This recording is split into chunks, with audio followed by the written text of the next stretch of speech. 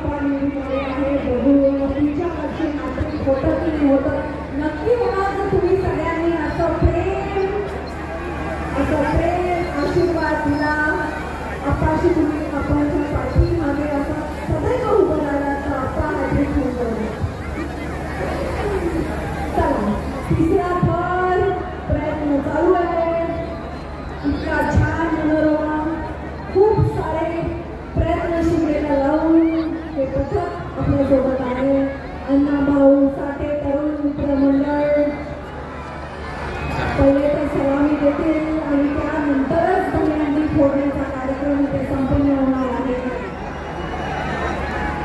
फार शांततेत फार ताकदीने हे मंडळ इकडे सलामी देण्याचा प्रयत्न करत आहे. अतिशय अवघड असतं एका थर लावून पण